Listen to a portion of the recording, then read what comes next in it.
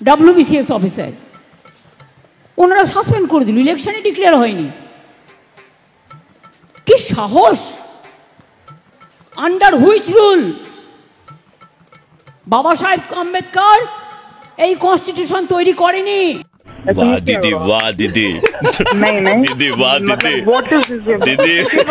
তোমরা যদি বলো এখন যে পশ্চিমবঙ্গে এখন কি চলছে, অনেকেই বলবে যে অভয়ার 1 বছর পূর্তি নিয়ে কিছুজন উল্লাস করছে যারা বেঁচে গেছে, আবার কিছুজন মানে অভয়ার বাবা মা সমেত যত সাধারণ মানুষ আছে তারা ক্ষোভে পুঁছছে, তারা আন্দোলন করছে, মার খাচ্ছে।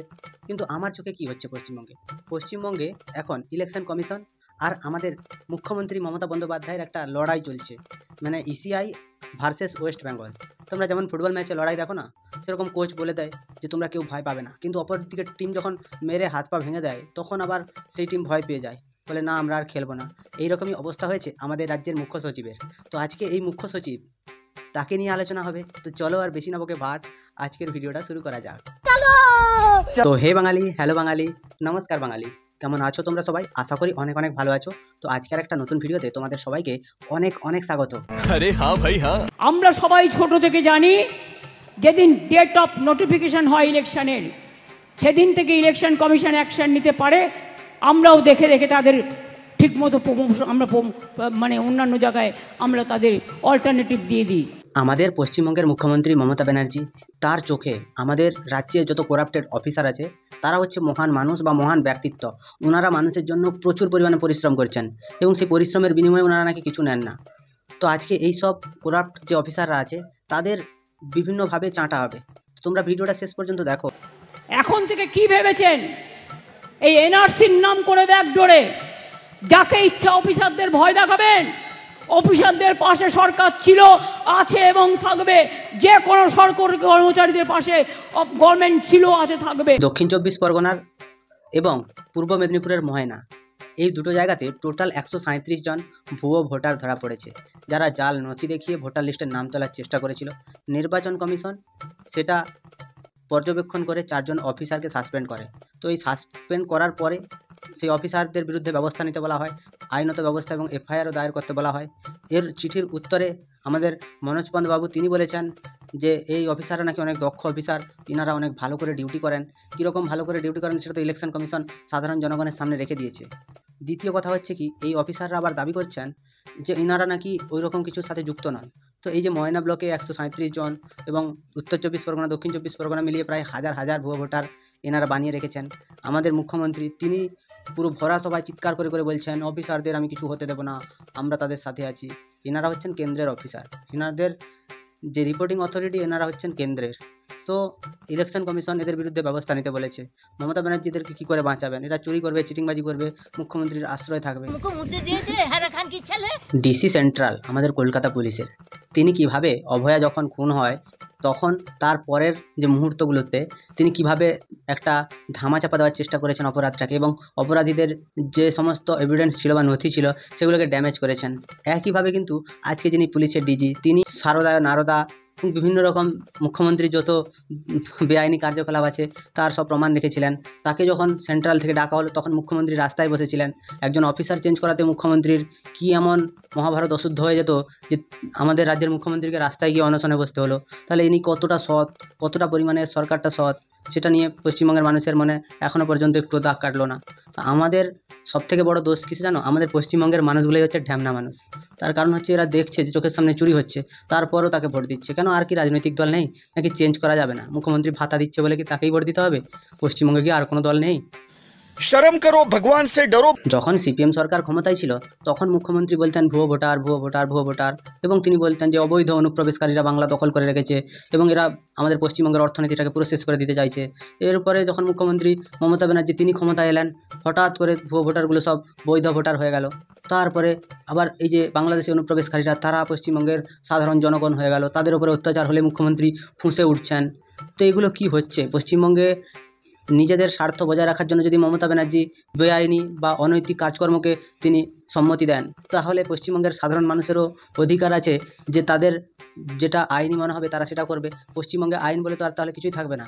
তাহলে পশ্চিমবঙ্গে আইন সাধারণ মানুষ তার হাতে তুলে নেবে।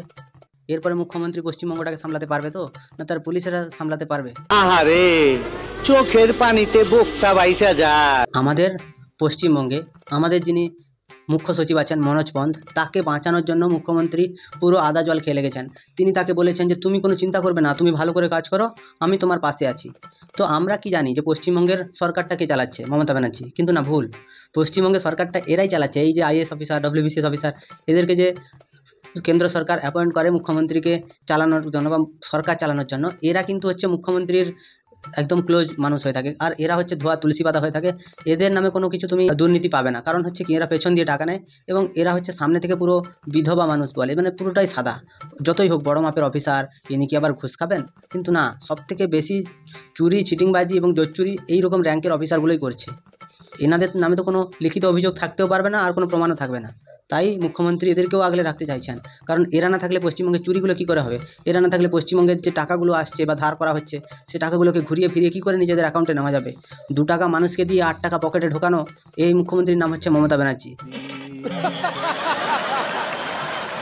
প্রকৃত বাঙালিরা, বাংলা ভাষায় যারা কথা বলে, যারা বাংলায় থাকে, তারা ভোটাধিকার প্রয়োগ করতে না পারে। প্রকৃত ভোটার যারা, তাদের ভোটের অধিকার কেড়ে নেওয়ার জন্য ইলেকশন কমিশন নির্লজ্জ ভূমিকায় নেমেছে।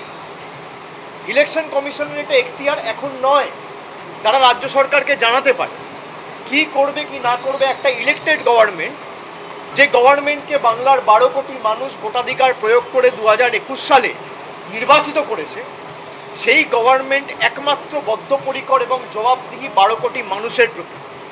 এখন জল জীবন মিশনের সব টাকা বন্ধ, বাংলায় যে পানীয় জলের কাজ চলছে সব টাকা বন্ধ করে দিয়েছে কেন্দ্র সরকার থেকে।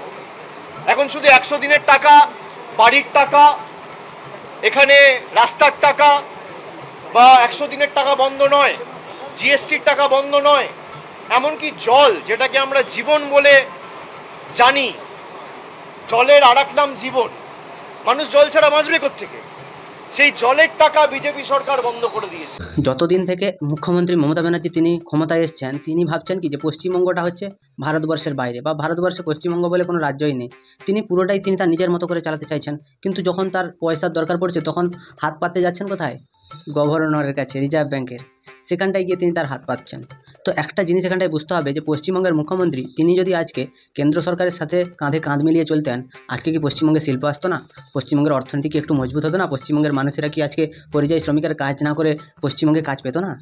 আজকে পশ্চিমবঙ্গের মানুষ তাদেরকে নিয়ে মুখ্যমন্ত্রী যে নোংরা খেলা খেলছে, আর সামনে এসে যে মিথ্যা ভাষণ দিচ্ছে, কুরুচিকর মন্তব্য করছে, নাটক করছে যে আমি বাঙালিদেরকে রক্ষা করব, বাংলায় 1.5 কোটি শ্রমিক আছে।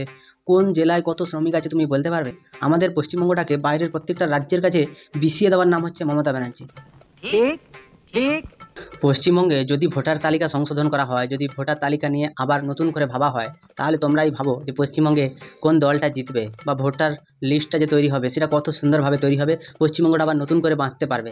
তো এই পশ্চিমবঙ্গটাকে নতুন করে বাঁচার সুযোগ করার জন্য আমাদের মুখ্যমন্ত্রী তিনি তার হাত সরিয়ে নিচ্ছেন। আজকে তিনি যদি সায় দেন, পশ্চিমবঙ্গে আবার নতুন করে ভোটার লিস্ট সেটা আবার চালু হবে। আবার পশ্চিমবঙ্গে যারা মৃত ভোটার আছে, যারা ভুয়ো ভোটার আছে, যারা অবৈধ অনুপ্রবেশকারী আছে, যাদেরকে দায়িত্ব নিয়ে টাকা নিয়ে আমাদের মুখ্যমন্ত্রী তাদেরকে ভোটার লিস্ট এবং প্যান কার্ড, আধার কার্ড এগুলো সব ধরিয়েছেন, সেগুলো থেকে তো পশ্চিমবঙ্গবাসী মুক্তি পাবে। কিন্তু না, তিনি সেটা করবেন না। তিনি জানেন যে এদেরকে যদি কোনো কারণে বের করে দেওয়া হয়, তাহলে যেখানটায় 2000 একটা বুথে ভোটার সংখ্যা আছে, সেখানটায় কী করে 2500 ভোট পড়বে? ধরা পড়ে গেল তো ঢ্যাম নামো। শিখিয়ে নিয়ে আসে কেউ। আপনার বক্তব্য থাকলে আপনি কাগজে লিখে দেবেন। এই মুখ্যমন্ত্রী তিনি যেদিন থেকে শুভেন্দু অধিকারীর কাছে হেরেছেন, নন্দীগ্রামে হেরে তিনি নন্দীগ্রামে মানুষের ঝাঁটা লাথি খেয়ে তিনি আবার ভবানীপুরে গিয়ে ইলেকশন লড়ার পর থেকে তার মাথায় একটা হেরো ভাব চলে এসেছে। মানে তিনি ভাবছেন যে পশ্চিমবঙ্গে আমার চেয়ারটাকে টিকিয়ে রাখার জন্য পশ্চিমবঙ্গের মানুষের যদি গলা কাটতে হয় সেটাও আমি কাটতে পারবো।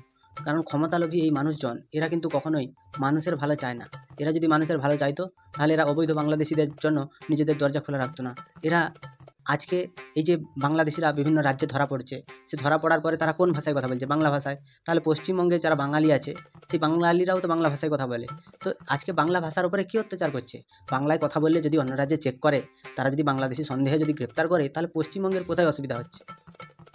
এরা এতটা ঢপবাজ, চিটিংবাজ, জোচ্চোর, জুয়াচ্চোর যে তুমি এদের সাথে কখনো কোনোদিন মুখ লাগিয়ে পারবে না। নির্বাচন কমিশন এবং সরকার, এই দুটির মধ্যে কিন্তু অনেকটাই পার্থক্য আছে। নির্বাচন কমিশন যখন পুরোদস্তুর তার নির্দেশনামা, তার কোনো বার্তা এগুলো কার্যকর করার বিষয়ে আসে, তখন তো ইলেকশনটা ঘোষণা হতে হয়।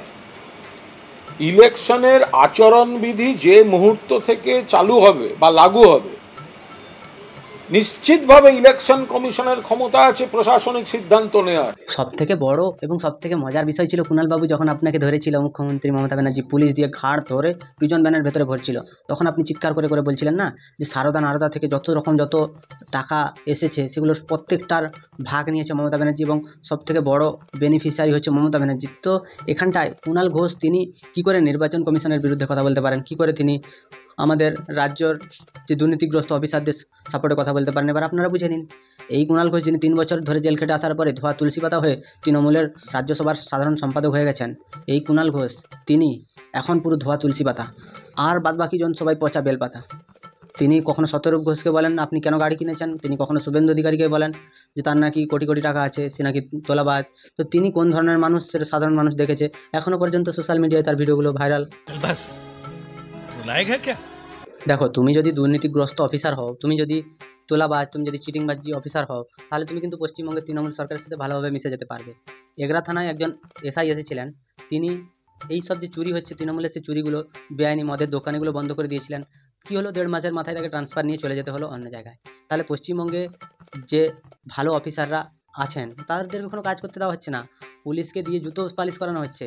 পশ্চিমবঙ্গে মুখ্যমন্ত্রীর জুতো এত সাদা কেন? পুলিশেরাই পালিশ করছে। আজকে পশ্চিমবঙ্গে যত ভুয়ো ভোটার কার্ড, আধার কার্ড তৈরি হচ্ছে, সেগুলোর পেছনে মুখ্যমন্ত্রীর অবদান অনস্বীকার্য। রাজ্যের মুখ্য সচিব তিনি হয়তো জানেন না যে তিনি যদি কোনো কারণে ফেঁসে যান, মুখ্যমন্ত্রী তাকে একটা লাথি দিয়ে ওখানটাই জেঁকে দেবেন। কারণ এই মুখ্যমন্ত্রীকে আমরা দেখেছি, যখন বালু ফেঁসে গেছিলো তখন বালু আমার ভাই না, যখন পার্থ ফাঁসলো তখন পার্থ আমার ভাই না, যখন মানিক বন্দ্যোপাধ্যায় ফাঁসলো তখন সেও আমার ভাই নয়, যখন সুজয় কৃষ্ণ ভদ্র ফাঁসলো তখন মমতা বললেন ও আমার ম্যানেজার নয়, ও হচ্ছে অন্য কারোর ম্যানেজার, মিথ্যা কথা বলছে। এইরকম করে যারা যারা ফেঁসেছে তারাই কিন্তু মুখ্যমন্ত্রীর কেউ হয় না। কিন্তু যতক্ষণ না ফাঁসছিল ততক্ষণ মুখ্যমন্ত্রীর ভাই, ভাইপো, দেওয়ার কত রকমের লোক ছিল। তো এই যে মুখ্যমন্ত্রীর দোগলামি, এটা কিন্তু আমাদের রাজ্যের মুখ্য সচিব তিনি বুঝতে পারছেন না। তো পশ্চিমবঙ্গ সরকার সে ইলেকশন কমিশনের বিরুদ্ধে যাচ্ছে, এটা নিয়ে সুপ্রিম কোর্টে মামলা হবে, রাজ্যের মুখ আবার পড়বে, সারা ভারতবর্ষের লোক জানবে যে পশ্চিমবঙ্গে চিটিংবাজে ভর্তি। তো এই চিটিংবাজদেরকে নিয়ে কোনো রাজ্য আর কাজ দেবে না। তো পশ্চিমবঙ্গের অবস্থা কী হবে এবার তোমরা ভেবে নাও। তাতে আমার বাল ছেঁড়া গেল।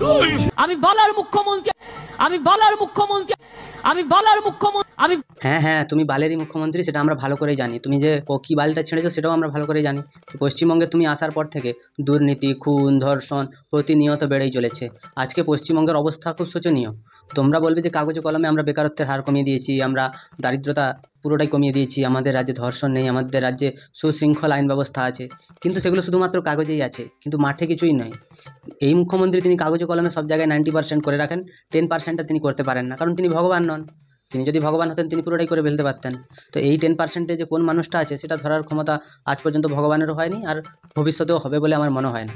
তো এই দুর্নীতিগ্রস্ত মুখ্যমন্ত্রী তিনি যতদিন থেকে আমাদের রাজ্যের শাসনভার নিয়েছেন, পুরো রাজ্যটাকে দেউলিয়া হওয়ার পথে তো নিয়ে গেছেনই, এবং ভাতা চালু করে পশ্চিমবঙ্গের মানুষের চোখ, নাক, মুখ, কান, পেছনের ফুটো সব বন্ধ করে রেখেছেন। এই ভাতার জন্য পশ্চিমবঙ্গবাসী তার ভাতারকেই হারাবে, মিলিয়ে নিও। তোমাদের ভিডিওটা কেমন লাগলো তোমরা একটু কমেন্টে জানাও। যদি ভালো লাগে তাহলে লাইক করো, কমেন্ট করো, শেয়ার করো এবং সাবস্ক্রাইব করো। পাশে থাকা বেল আইকনটা প্রেস করতে একদম ভুলবে না। সবাই ভালো থেকো, সুস্থ থেকো, সাবধানে থেকো, দেখতে থাকো বাংলার কোণে ঘর।